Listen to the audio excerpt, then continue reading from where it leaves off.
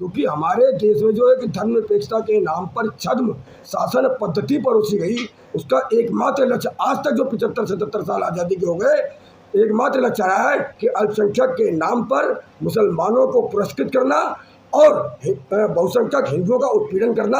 इसके सिवा आज़ादी से लेकर 15 अगस्त 1947 से लेकर आज तक हिंदुओं को कहीं भी न्याय नहीं मिलता है। न्याय हिंदू और मुसलमान में भेद करके दिया जाता है। किसी को शरिया कानून चलने के साथ चलने की इजाज़त दे दी जाती है, जिस कारण वो भारतीय कानूनों का दुरुपयोग करते हैं, और किसी को भारत के कानून से चलने के बाद भी उनको जो है दंडित किया जाता है। इस व्यवस्था को बदलाव आवश्यक है।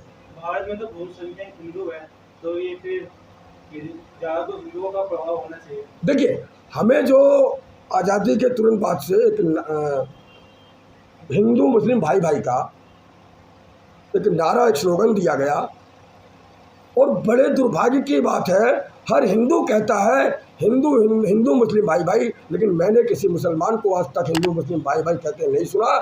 इसलिए हिंदू महासभा का नारा है, जात पात की करो विदाई, हिंदू हिंदू भाई भाई, क्योंकि गाय के साथ रोटी खाने वाले और गाय को रोटी खिलाने वाले कभी सहोदर या भाई नहीं हो सकते, वो मित्र भी नहीं हो सकते। उनके मध्य वही संबंध होता है जो श्री राम की सेना और रावण की सेना के मध्य था, जो श्री कृष्ण की सेना और दुर्योधन की सेना के मध्य था, कंस की सेना के मध्य था, वही संबंध हो सकता है। और उस संबंध को जो सुधारने के लिए शत्रुओं का वध अनिवार्य है। इसीलिए हम मोदी जी से मांग कर रहे हैं, सैन्य हमला बांग्लादेश पर करें और वहाँ के तमाम जिहादियों को पकड़ करके फांसी पे लटका दे। भारत के जिहादी भी सुधर करके घरों में दुबक जाएंगे। सर, जिहादियों की बात कर रहे हैं, कांग्रेस नेता का ये बयान सामने है जिसमें उन्होंने कहा है कि बांग्लादेश में जो हालात अब हैं वो आने वाले टाइम में भारत में होंगे। इस पर आपका क्या कहना है? देखिए, कांग्रेस ही भारत में वो स्थिति निर्मित करना चाहती है। प्रश्न संसद में गलत नहीं पूछा गया था कि यदि जाति जनगणना, जो कि आप ही करवाना चाहते हैं, अगर वो जाति जनगणना हो तो आप अपनी जाति क्या लिखेंगे, और निश्चित रूप से वो जो भी लिखेंगे वो उलट पुलट करके गलत ही सिद्ध होना है। क्योंकि जब आप इनके पुरखों की वो वंशावली उठाएंगे तो तमाम तरह की अलग अलग विचित्र बातें आएंगी। तो वही इस देश के अंदर सत्ता वो परिस्थिति निर्मित करना चाहते हैं कि जिस प्रकार से सेना ने वहाँ की निर्वाचित सरकार को अस्थिर करके सत्ता पर कब्जा किया, उसी प्रकार से कांग्रेस मोदी सरकार को अस्थिर करके और सत्ता पर कब्जा करने का स्वप्न देख रही है। लेकिन वो स्वप्न उसके लिए बेवा स्वप्न होगा, मोगेरी लाल का हसीन सपना होगा, वो यथार्थ में नहीं बदलेगा। मन की पीड़ा को देश के लोगों को संदेश देने का विचार बना कि जो पीड़ा मेरे मन में है, क्या सबके प्रति है, सबको है या नहीं। देश की जनता और युवाओं से क्या मांग करना चाहिए कि किस तरह से हिंदू महासभा से बांग्लादेश में जो उत्पीड़न हुआ है, जो नग्न तांडव हुआ है, उससे रात भर विचलित रहा हूँ, नींद नहीं आई है। जब भाइयों ने कहा कि हम इस विषय को लेकर के एक प्रेस वार्ता करने आ रहे हैं, तो मन में एक भाव जगा, चलो हिंदू महासभा तो खड़ी है। यह दृश्य आया क्यों?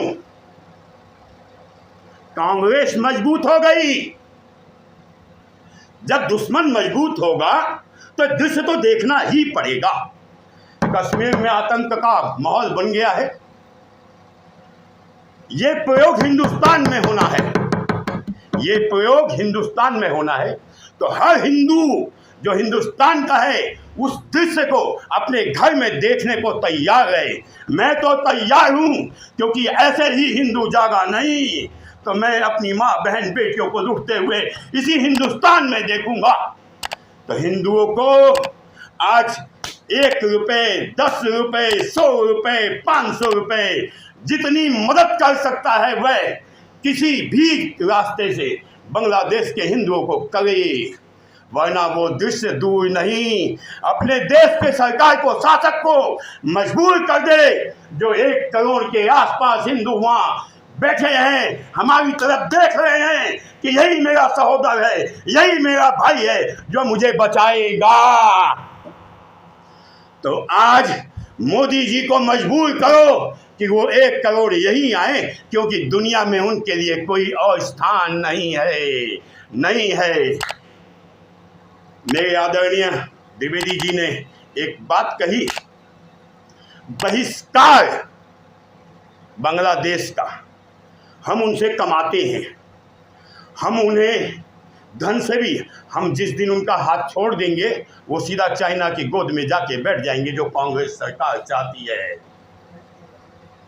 जो कांग्रेस सरकार चाहती है, क्योंकि वह मजबूत हो गए हैं, इस देश में इस प्रयोग को दोहराएंगे, इसलिए अग्निवीर की आवश्यकता है।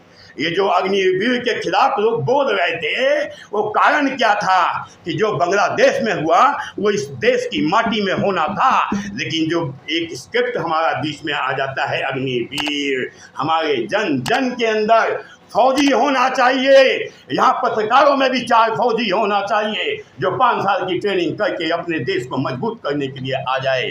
तो मेरी आज एक भावना है कि किसी का त्याग ना करके उन्हें अगर हम अपने देश में मिला देते हैं तो 1% हिंदू आएगा, 90% 99% दुश्मन आ जाएगा।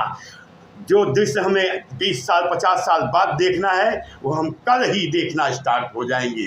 तो इसलिए मेरा एक ही निवेदन है सरकार से कि सरकार पहले तो सर्वप्रथम उन 1 करोड़ के हिंदुओं को अपने देश में व्यवस्थित करे और उन स्थानों पे करे जहां बांग्लादेशी घुस के बैठे हैं कि वो बांग्लादेशियों से इतने उत्पीड़ित होकर के आएंगे।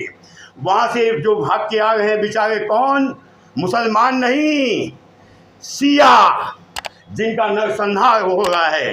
तो मैं हिंदुस्तान के सभी सियाओं को आह्वान करता हूँ कि तुम्हें ये मुसलमान नहीं मानते, तुम आ जाओ हिंदू महासभा के झंडे बैनर तले, हम आपका स्वागत करते हैं, हम आपका स्वागत करते हैं।